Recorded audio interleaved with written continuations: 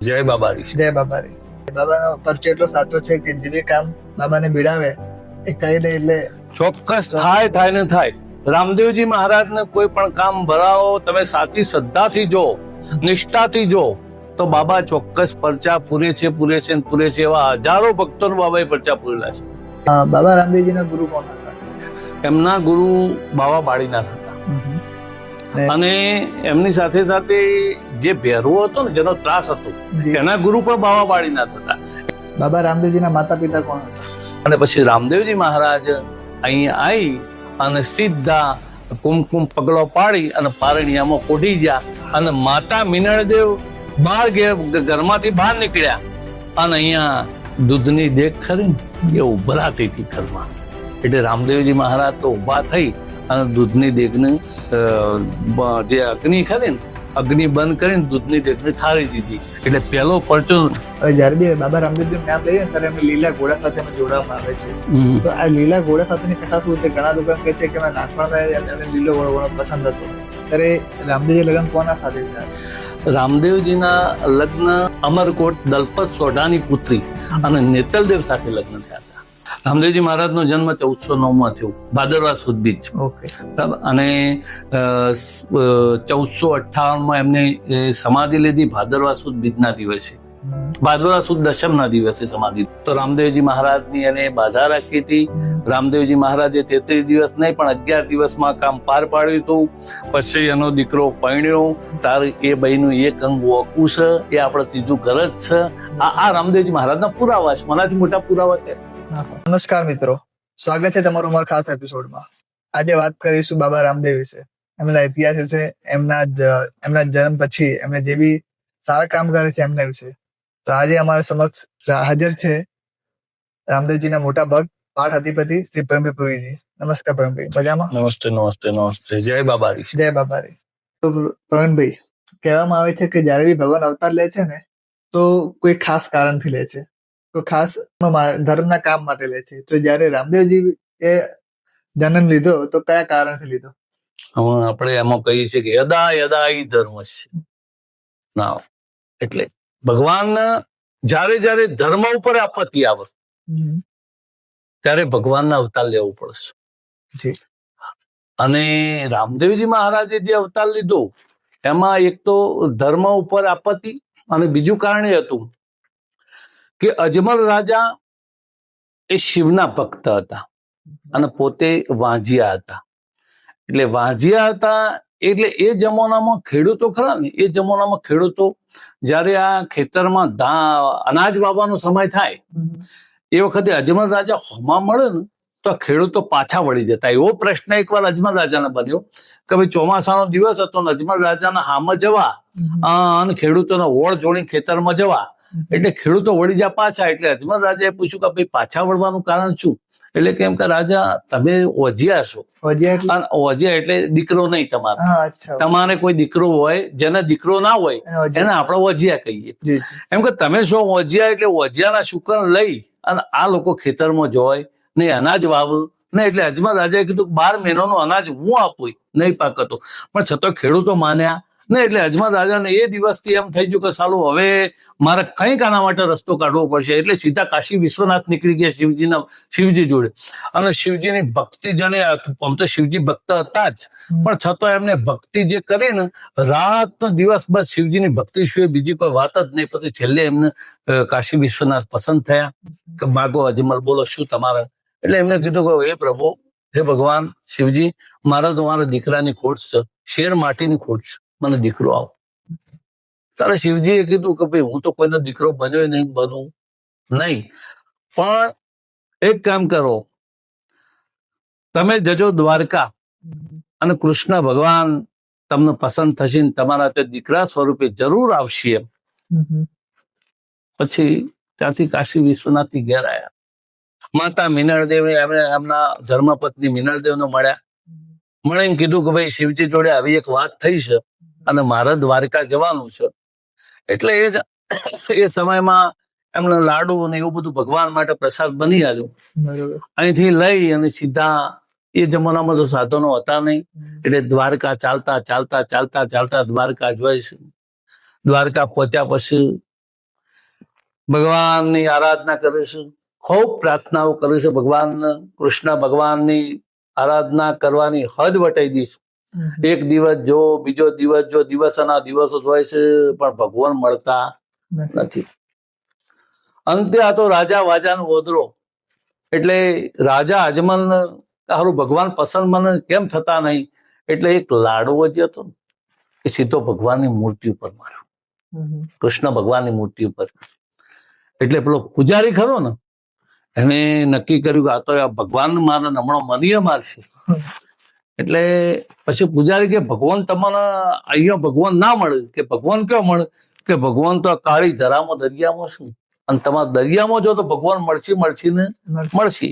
એટલે આ તો રાજા હતો ને યાર, એને સીધી દરિયામાં ડોટ મારી, સીધી ડોટ મારીને દરિયામાં પડ્યા. એટલે ભગવાન કૃષ્ણ ભગવાન એ સોના દ્વારિકા નગરી વસાઈ હતી, અંદર વસાઈ હતી. એટલે જેવા અજમલ રાજા ત્યાં પગ મૂકીશ, અજમલ રાજા જેવા પગ મૂકીશ, પગ મૂકતા હારી પ્રથમ આમ નજર કરે છે એટલે ભગવાન આસન ઉપર બેઠેલા હોય છે. લક્ષ્મીજી એમને પાટો બોધીશ, લક્ષ્મીજી પાટો બોધીશ. એટલે અજમલ રાજા એમને પૂછીશ કે ભાઈ જગતના તો દુઃખ હોય, જગતના તો દુઃખ હોય, પણ આ દ્વારકોના નાથને કને દુખાલ્યું આટલું?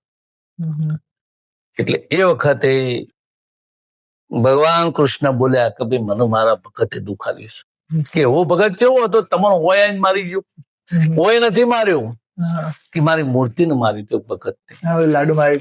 એટલે કે એ તો પથરાન પથરો માર્યો, એમાં શું તમને શું તો કે આરે ને મારો વાસ એમાં છે, મારો વાસ એમાં છે, અને એ તમે મારો ને સીધી અસર મને થાય અહીંયા.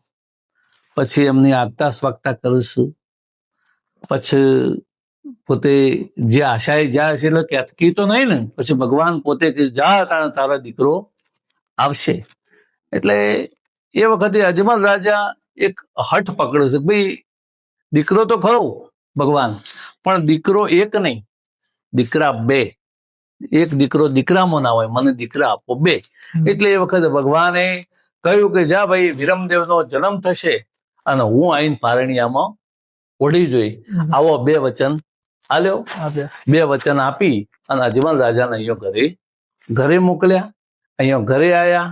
પ્રથમ વિરમદેવનો જન્મ થયો અને પછી રામદેવજી મહારાજ અહીંયા આવી અને સીધા કુમકુમ પગલો પાડી અને પારણિયામાં પોઢી ગયા. અને માતા મિનળદેવ ઘરમાંથી બહાર નીકળ્યા અને અહીંયા દૂધની દેગ ખરી ને એ ઉભરાતી હતી ઘરમાં. એટલે રામદેવજી મહારાજ તો ઉભા થઈ અને દૂધની દેગને જે અગ્નિ ખરી ને અગ્નિ બંધ કરીને દૂધની દેગને ઠારી દીધી. એટલે પેલો પરચો દૂધડાનો પૂરીઓ ડેગ ઉકળતી થારી. આ પ્રથમ પરચો રામદેવજી મહારાજ. કૃષ્ણ ભગવાન અવતાર લીધો ત્યારે કંસને મારવા માટે લીધો અને બીજું મહાભારતનો જે ધર્મ યુદ્ધ કરવા માટે એના માટે લીધો. તો બાબા રામદેવજી કયા ધર્મ માટે લીધો હતો?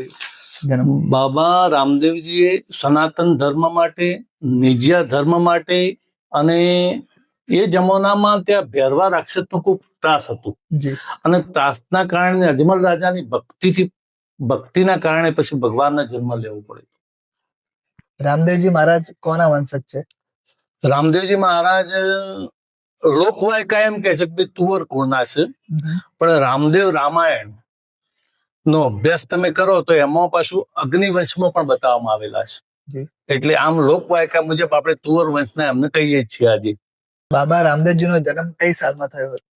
બાબા રામદેવજી મહારાજ નો જન્મ 1409 થયો હતો અને એ ભાદરવા સુદ બીજના દિવસે થયો હતો.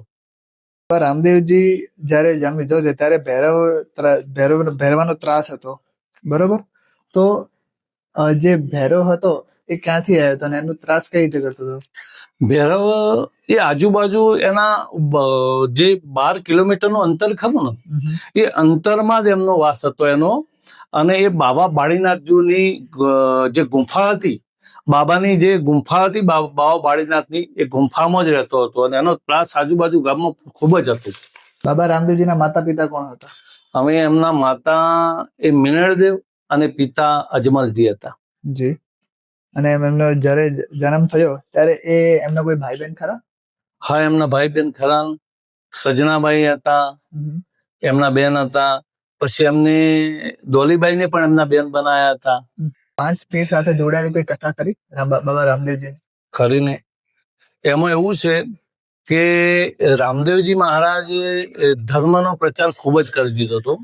અધર્મ ફેલાણો હતો એટલે અધર્મના હવામાં ધર્મનો પ્રચાર કરવો પડે. અને ધર્મનો પ્રચાર કરતો એવું બન્યું કે આ મુસ્લિમ સમાજ ખરો ને જે તે વખતના એ વખતને એમને એમ લાગ્યું કે ભાઈ આ એમ કે આટલું બધું આવો કેવું છે એમ. પછી એનો પારખો લેવા માટે એમને 5 પીર મોકલ્યા હતા મક્કાથી. અને 5 પીર અહીંયા પારખું લેવા માટે આયા બાબાનું. અને પારખામાં આપણે એની લોબી વાત નહીં કરીએ, પણ પારખામાં રામદેવજી મહારાજ સફળ થયા હતા. અને સફળ થયા પછી એમને રામદેવજી મહારાજને ઇન્દવા પીર નામ આપ્યું હતું. બરોબર. એ એમની કથા સાથે એ સંલગ્ન છે, જોડાયેલી છે એમ. હવે જયારે બી બાબા રામદેવજી નું નામ લઈએ ત્યારે એમને લીલા ઘોડા સાથે એમને જોડવામાં આવે છે. તો આ લીલા ઘોડા સાથેની કથા શું છે? ઘણા લોકો એમ કહે છે કે નાનપણમાં એમને લીલો ઘોડો પસંદ હતો. એ વાર્તા શું છે?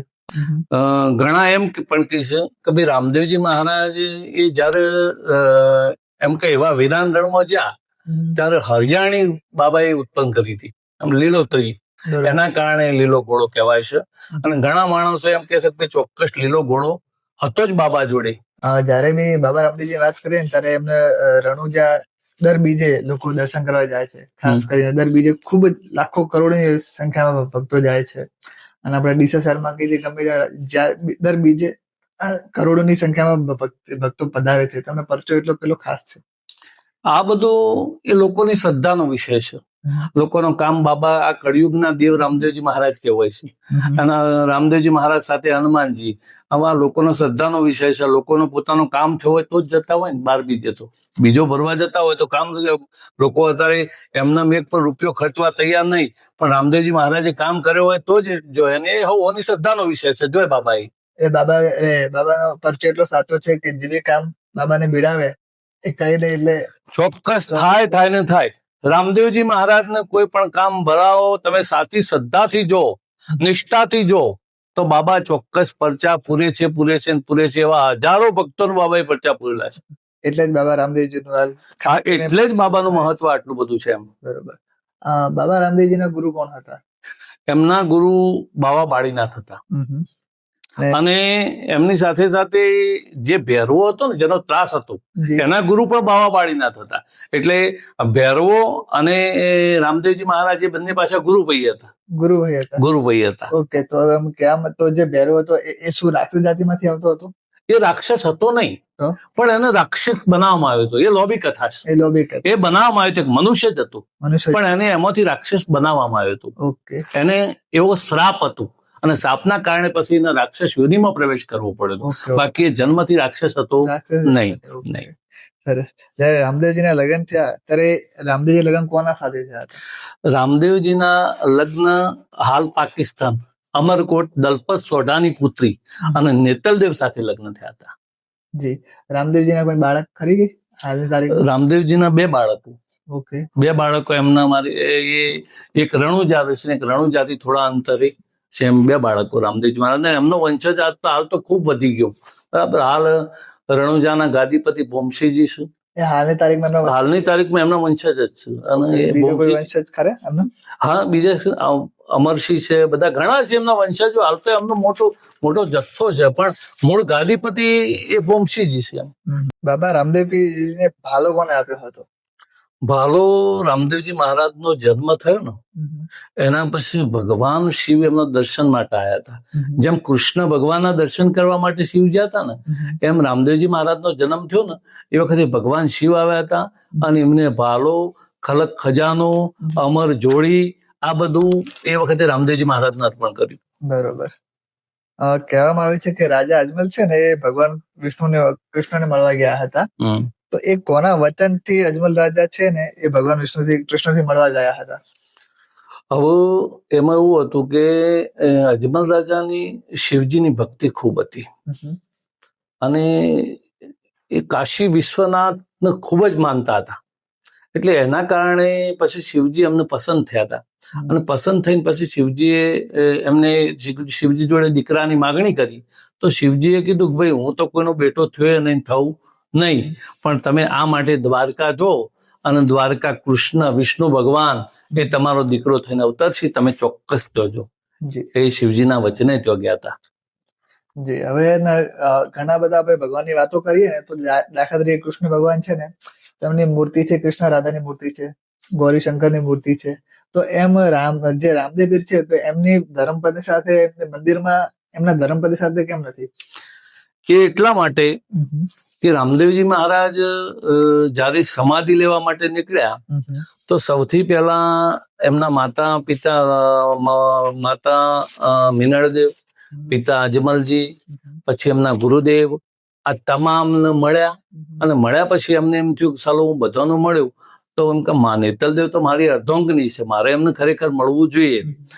તો પછી સીધા નેતલદેવના શયનખંડમાં જાય છે, અને ત્યાં જઈને નેતલદેવને મળી અને ત્રણ ભાવની વાત કરવા જોઈએ છે કે સીતાથી મળી અને રૂક્ષ્મણીથી મળી તમે નેતલદેવ કઈ રીતે બન્યો, અને એ સમયે મેં કયા વચને તમને નેતલદેવ બનવાનું વચન આપેલું હતું.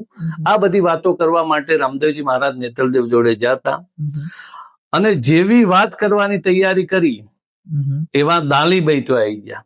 એટલે નેતલદેવને જે શંકા કે દાલીબાઈ, રામદેવજી મહારાજે જન્મ લીધો તે અત્યાર સુધી દાલીબાઈ સાથે રહી છે, પણ આજે જયારે મારા સ્વામી નિર્વાણ પદ પામવા જઈ રહ્યા છે, અને નિર્વાણ પદ ટાઈમે પણ આ આવી અને મને વાતચીત કરવા નહીં દેતી, એ માટે એ વખતે એને શંકા જઈ, અને શંકા જઈ પછી ભગવાન રામદેવજી મહારાજ પાછા પડી ગયા, અને ત્રણ ભવની જે વાત કરવાની હતી એ વાત ન કરી, અને એમને એવું કીધું કે હવે પછી તમે મારી જોડે કોઈ જગ્યાએ હશો નહીં, તમારી મારી મુલાકાત ત્યારે થશે કે હું ફરીથી ઉત્તર દિશાથી સાહેબ, આપણે કહીએ છીએ ને ભજન છે, ઉત્તર દિશાથી સાહેબો આવશે, એમ ઉત્તર દિશાથી હું આવીશ, અને જુનાગઢની અંદર બ્રાહ્મણના ત્યાં ઉતારીશ, તમે બનશો મેઘો નાર, વંથલીમાં આપણા વિવાહ થશે, પરબમાં આપણા મેઢર છૂટશે, જુનાગઢમાં જગાણા વાગશે, અને ઢેલરી નગરમાં ઢોલ વાગશે, આકાશમાં ઢોલની ડમરીઓ થશે. એના પછી ત્યાંથી આપણે બધા સીધા કોકરિયા તળાવે આવીશું, કોકરિયા તળાવે તંબુ તાણીશું, 100 ગોમોની શેમ રૂડી દિશે રડિયામણી, એ દિવસે અર્જુન ભેમ હશે, વીર યોદ્ધાઓ વચ્ચે યુદ્ધ થશે, સુરાઓ બધા યુદ્ધ કરશે, બાબા બાળીનાથ ફરીથી આવશે, રાજા પહેલાદ આવશે, તારામતી નાર આવશે, 5 પાંડવો, દ્રૌપદી નાર, આ બધા આવશે. આ બધાની હાજરીમાં ફરીથી બાબા બાળીનાથ આપણને દીક્ષા આપણને માથે હાથ મૂકી, આપણા માથે હાથ મૂકી, અને ફરીથી ત્યાંથી આપણું જીવન ચાલુ થશે. ત્યાં સુધી તમારો મારો રામ રામ. આવી પરિસ્થિતિ.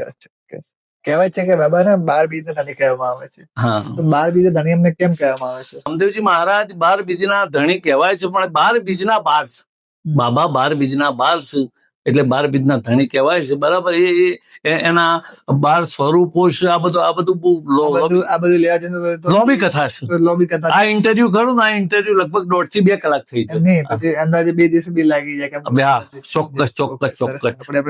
બાબુ બીજ 12 છે એમ. ઓકે, મને એમ કહો કે રામદેવ પીર કયા ધર્મમાં માનતા હતા? તો રામદેવ પીર મહારાજ સનાતન ધર્મ માનતા હતા, નિજિયા ધર્મમાં માનતા હતા. ઓકે, એ સનાતની હતા પોતે. બરોબર. બાબાના તે વખતે તેમના ધારામાં બેસનાર ભક્તોના નામ?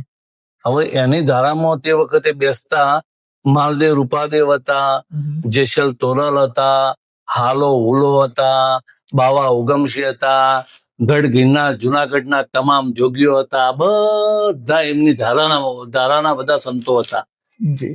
હવે જે બાબાના પાઠ કહેવામાં આવે છે, બાબાના પાઠ કેટલા પ્રકારના હોય છે? હવે બાબાના પાઠ 4 પ્રકારના હોય. એમાં 10 પાઠ હોય, 20 પાઠ, 25 અને પૂરબીઓ.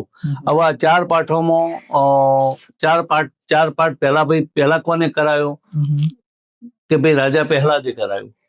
તો એ કયો પાઠ હતો? એક નરસિંહ પાઠ હતો. અને બીજો પાઠ કરાયો હરિશ્ચંદ્ર રાજાએ, તો કે ભાઈ એ પાઠ છે ચત્રભુજ હતો. ત્રીજો પાઠ કરાયો યુધિષ્ઠિરે, તો એ મહાધર્મનો પાઠ કહેવાનો. અને ચોથા યુગમાં જે કળયુગમાં બળીરાજાએ કરાયું એ નિજ્યા ધર્મનો પાઠ. એમ કુલ 4 પાઠ થયા, અને ચારે ચાર પોટ અલગ અલગ યુગમાં માંડવ્યા હતા. અલગ અલગ યુગમાં. પહેલો સતયુગમાં થયો, પહેલો સતયુગમાં થયો, બીજો ત્રેતાયુગમાં થયો, ત્રીજો દવાપુરમાં થયો અને ચોથો કળિયુગમાં થયો. બરોબર. હવે જયારે વાત કરીએ રામદેવજીની, ત્યારે શું કહેવાય કે એમને હે ને રામદેવજીને રિસાઈને જવું પડ્યું હતું જયારે સમાધિ લેવામાં આવતી ત્યારે.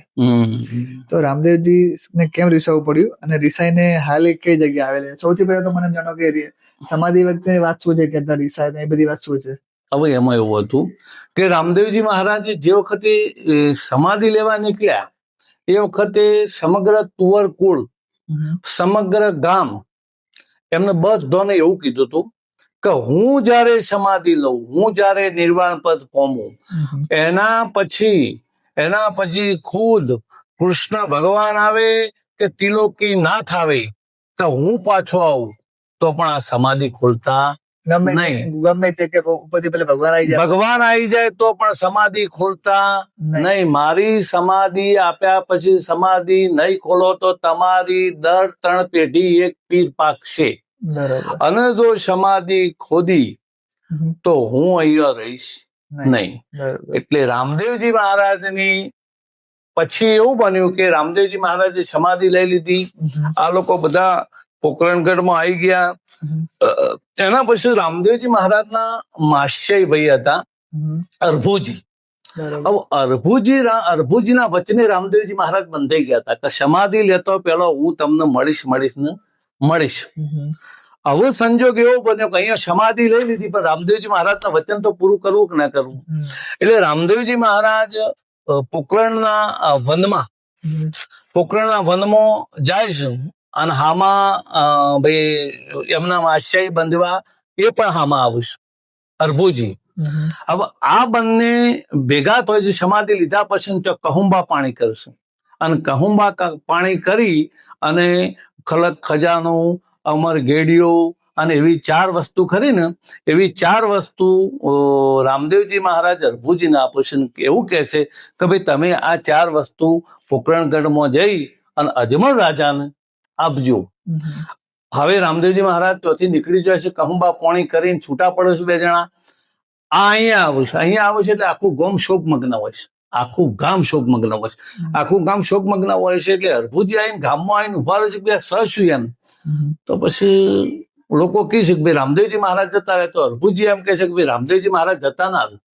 રામદેવજી મહારાજ તો હમણાં મને મળ્યા છે, અમે બેને કહુંબા પાણી કર્યો છે, અમે બંને કહુંબા પાણી કર્યો છે. રામદેવજી મહારાજ મને મળ્યા છે ને લ્યો આ 4 વસ્તુ આપી છે, વીર ગેડીઓ, રતન કટોરો, આવી 4 વસ્તુ અહીંયા મને આપી છે ને લ્યો તમારા અહીંયા રાખવા માટે મને આપી છે. એ વખતે તુવર કુળના માણસો ગામ વાળાને રામદેવજી મહારાજ ઉપર શક જો કે ભાઈ આ તો ભગત હતો અને સમાધિમાંથી બહાર નીકળી કદાચ ભાગી ગયો હોય તો ચલો આપણે સમાધિ ફરીથી ખોદીએ. અને સમાધિ ફરીથી ખોદી અને રામદેવજી મહારાજ રીસવાણા અને ત્યાંથી નીકળ્યા સીધા પાંચાળની ધરતી ઉપર વિહામણ બાપુ તરીકે ફરીથી અમને અવતાર લીધો. અને રામદેવજી મહારાજ હાલ પાંચાળની ધરતી ઉપર પાળિયાદમાં વિહામણ બાપુ તરીકે પૂંજાય છે. બરોબર. તો જ્યાં રીસાઈ ગયા એના પછી નીકળ્યા પાંચાળમાં, ત્યાં હાલ એ આવેલા છે. પાંચાળની ધરતી ઉપર વિહામણ બાપુ તરીકે અવતાર લીધો છે. બરોબર. તો જયારે બાબા રામદેવજીની વાત કરીએ તો તમે એના મોટા ભગત છો, તમારો ને એમનો અનુભવ કેવો રહ્યો અત્યાર સુધી? હું મારી વાત કરું કે મારો પરિવાર તો આજે નહીં, આ 4થી પેઢી છે. આ 4થી પેઢી છે. મારા પપ્પાના પપ્પા એ પણ રામદેવજી મહારાજના પાઠ કરતા, રામદેવજી મહારાજની પૂજાઓ કરતા. એના પછી મારા દાદા પણ રામદેવજી મહારાજના પાઠ કરતા, રામદેવજી મહારાજના વિવાહ કહેતા, આ બધું કામ કરતા. એના પછી મારા ફાધર એ પણ રામદેવજી મહારાજના પાઠ કરતા, રામદેવજી મહારાજના વિવાહ કરતા. પણ એ વખત અમારી આર્થિક કટોકટી ખૂબ હતી. આર્થિક કટોકટી એટલે એની વાત જ ના થઈ. વખત અમારી જોડે પૈસો હતો નહીં. અમે જયારે ભણતા ત્યારે અમારા બાપુ લોકો પાસેથી ફીઓ લાવી લઈને અમારી સ્કૂલોમાં ફી ભરતા.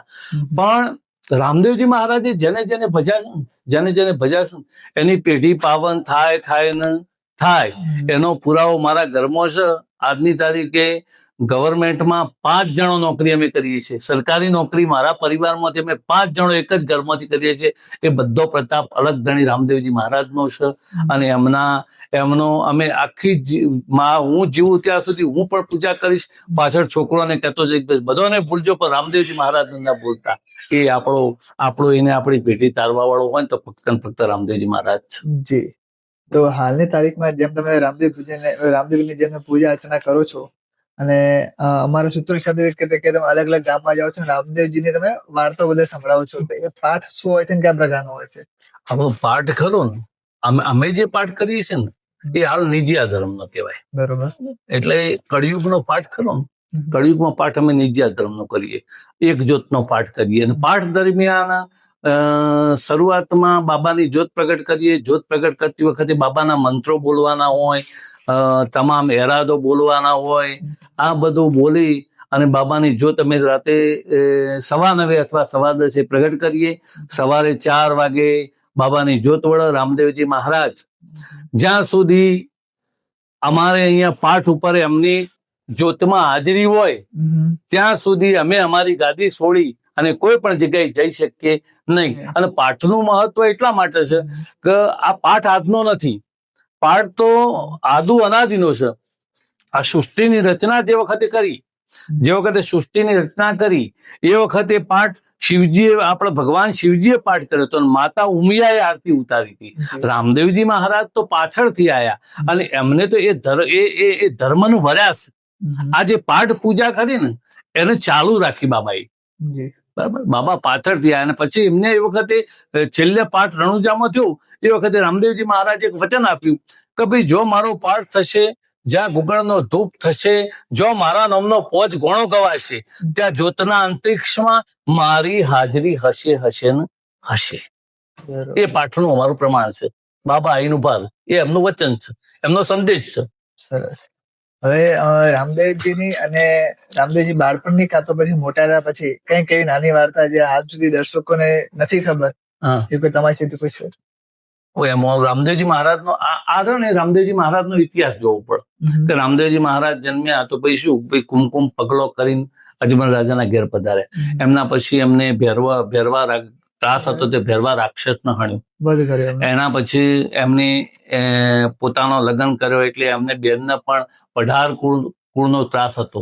તે પઢાર કુળના ત્રાસમાંથી મુક્ત દિલ્હીના રાજા ખરા ને, દિલ્હીના રાજાને વશ કર્યો. એ વખતના મુસ્લિમ રાજા હતો, એને વશ કર્યું. પછી હરજી ભાટીને પરચા પૂર્યા. આમ રામદેવજી મહારાજના પરચા ગણાય છે. આપણે કહેવા જઈએ તો કોઈ પાર આવે એવો નથી, પણ એનો ઇતિહાસ એ તો લોકો લગભગ જાણતા જ હોય છે. બરોબર. હવે જયારે રામદેવજીનો જન્મ થયો ત્યારે કઈ સાલમાં જન્મ થયો અને કઈ સાલમાં એમને સમાધિ લીધી? રામદેવજી મહારાજનો જન્મ 1409 થયો, ભાદરવા સુદ બીજ. ઓકે. બરાબર. અને 1458 એમને સમાધિ લીધી ભાદરવા સુદ બીજના દિવસે. ભાદરવા સુદ દશમના દિવસે સમાધિ લીધી. એટલે મૂળ 39-40 વર્ષ. હા, બરાબર. અને 1426 બાબા એ લગ્ન કર્યા. બરોબર. અને ચલદેવ સાથે. જી. બરોબર. તો આટલું નાનું જીવનકાળ હતું એમનું? હા, નાનો. પણ એ તો હું તો અવતારી પુરુષ હતા એટલે એનો સમય નિશ્ચિત હોય ને. અવતારી પુરુષ નો થયો એ જે ધર્મનું કાર્ય કરવા આવ્યા હતા એ કાર્ય પૂર્ણ થઈ ગયું એટલે એ પોતે પાછા મૂળ જગ્યાએ દ્વારકા જતા રહ્યા પાછા. રામદેવજી મહારાજમાં આપણે ધોલીબાઈએ સમાધિ લીધી. રામદેવજી મહારાજના ભક્ત હતા. ધોલીબાઈએ સમાધિ લીધી. એનું પણ પ્રમાણ છે. આપણા પ્રમાણો એના છે. રામદેવજી મહારાજે સમાધિ લીધી, એના પર પ્રમાણો આપેલા. રામદેવજી મહારાજે જે વખતે સમાધિ લેવા ગયા એ વખતે ધોલીબાઈને સમાચાર મળ્યા કે ભાઈ આજે અલગ ધણી રામદેવજી મહારાજ સમાધિ લેવા જતા. ધોલીબાઈ મારી દોટ અને દોટ માની સમાધિ ઉપર જઈને ઉભા રહ્યા કે સમાધિ ખોદેલી હતી કે હે પ્રભુ, આ સમાધિ તો મારી છે એમ કે હું પહેલી અહીંથી જવા માંગુ છું અને સ્વર્ગના દરવાજે તમારું સ્વાગત કરવા માંગુ છું. એટલે પહેલી આ મારી સમાધિ છે. પછી ભગવાને કીધું રામદેવજી મહારાજ તો ધોલીભાઈ તમે તમારા આ સમાધિનું પ્રમાણ આલો. એટલે એ વખતે ધોલીભાઈએ પ્રમાણ આપ્યું કે ભાઈ આમાંથી આરી, આટી, દોરી, કોચકો, મોડિયું આટલી વસ્તુ નીકળે અને ચૂંદડી આટલી વસ્તુ નીકળે તેમ માનો કે સમાધિ મારી. બરાબર. અને પીળા પિત્તંબર, લીલા વાઘા આ નીકળે તો એ સમાધિ તમારી. હવે સમાધિ તો જોયું, અંદર ખોદી તો અહીંથી આટી, દોરી, કોચકો, મોડી અને ચૂંદડી આ નીકળે. ડોલીબાઈની સમાધિ પરફેક્ટ થઈ ગઈ. એટલે રામદેવજી મહારાજ પહેલા ડોલીબાઈએ સમાધિ લીધી અને પછી રામદેવજી મહારાજે સમાધિ લીધી. તો જેમ તમે કીધું કે રામદેવજીનો બચ્ચો એટલો સારો છે જે કે તમે પાઠ કરો છો, તો હાલ તમે તમારા ઘરમાંથી 5 જણા સરકારી નોકરી કરે છે, પ્લસ તમારો છોકરો હાલ સારો ઘણો મોટો સિંગર છે, બરોબર? તો એ હિસાબે રામદેવજીની કૃપા તમારા પર કેટલી સારી છે. એની વાત જ ન થાય ને. અલગ ગણ છે જ મારી જોડે. બાબા છે, ગમે ત્યારે હું યાદ કરું તારા આઈને ઉભા રહીશ. ક્યારે એવું થયું કે તમે રામદેવજી સાથે વાતો કરતા હો કે પછી એમના સાથે ક્યારે કોઈ ચર્ચા કરતા હોય, ક્યારે થયું? એ બધી સપનાની વાતો શું? સ્વપ્નમાં બાબાના દર્શન કર્યો હોય, આપણે સીધું પ્રત્યક્ષ તો બાબાએ કીધું. નહીં, ક્યારે એવો અનુભવ કર્યો હોય, એવો આભાસ કર્યો હોય કે તમે એમની સાથે વાત કરી? હા, એવો આભાસ થયેલા. એવા આભાસ તો ઘણી વખત થાય આપણને, બરાબર. પણ બાબાએ એક વાત કરી હતી. બાબાએ એક વાત કરી હતી કે હવે પછી ક્યારે હું કોઈને રૂબરૂ નહીં મળું. આવા વચન આપ્યું હતું. હવે પછી હું ક્યારે કોઈને રૂબરૂ મળીશ નહીં. હા, હું તમારા ઘરે જ્યોત પાઠ થશે ને જ્યોતના અંતરિક્ષમાં મારી તમારા ત્યાં હાજરી હશે ને હશે. બાકી રૂબરૂ મળવાની મારી આશા રાખશો તો હવે પછી નકામી છે. એટલે રામદેવજી મહારાજ રૂબરૂ મળે નહીં, પણ આભાસ થાય. મતલબ એમનો આભાસ થાય, સપનામાં આવે, બધી રીતે થાય, પણ એ જ્યોતના આભાસ થાય, સપનામાં આવે, એમ તો આપણે ધાર્યું હોય કામ થાય. અમારે અહીંયા ત્રીજું ઘર છે. હવે હું અહીંયા ગોગા મહારાજ દર્શન કરવા જતો હતો ને એ બેન ખરા ને એ આપણા ઘેર આયા. અહીંયા હું નીકળ્યો એટલે મારા પાછળ આયા. આવીને મને કે સાહેબ તમે રામદેવજી મહારાજના આવા ભક્ત થઈ ગયા છો તો મારું એક કામ કરો. તો હું માનું કે રામદેવજી મહારાજના ભગત તમે હાચા. બરોબર. હવે મગર બોલો બેન, એવું કયું કામ છે તમારું? તો પછી એમને કીધું કે તાણ મારા 22 વર્ષનો છોકરો પરણેલો છે, 32 વર્ષનો જો તમારામાં બળ હોય અને રમાપીની ભક્તિ તમારી સાચી હોય તો પરણી આલો. અચ્છા. પછી આ કેવો સમય કહેવાય? આ કટોકટીનો સમય હતો. પછી મેં રામદેવજી મહારાજોનું ધ્યાન દોર્યું. એ દ્વારકોના નાથ, એ અલગ ધણી, આજ કટોકટીનો સમય છે. આજ મારી આબરૂ ને આજ તારી આબરૂ પર છે. અને જો તું આ વચન પાર પાડવા આવતો હોય તો જ હું વચન આલું. મારા મનથી મેં નક્કી કર્યું, અંદર હૃદયથી. અને એ વખતે મારા મનથી નીકળી ગયા જા આજથી 33 દાડા, આજથી 33 દિવસ, અને 33 દિવસની અંદર આજથી હું તારા 32 વર્ષના છોકરા માટે તારા હોદવા ના જાઉં. આજથી મારો રામદેવજી હોદ, આજથી મારો રામદેવજી હોદ છે. અને રામદેવજી શોધીને લાવશે અને તારું હગું એ થાય. અને હગું થયા પછી પણ એ બૈયાવ એનું એક અંગ ઓકું હોય તો એમ માનવાનું કે મારો રામદેવજી મહારાજ લાયા કે તારા કિસ્મતે થયું, નકર તારા કિસ્મતે થયું. તો રામદેવજી મહારાજની એને બાધા રાખી હતી. રામદેવજી મહારાજે 33 દિવસ નહીં પણ 11 દિવસમાં કામ પાર પાડ્યું હતું. પછી એનો દીકરો પરણ્યો. તારે એ બહેનું એક અંગ ઓકું છે, એ આપણે ત્રીજું ઘર જ છે. આ રામદેવજી મહારાજના પુરાવા છે, મનાથી મોટા પુરાવા છે.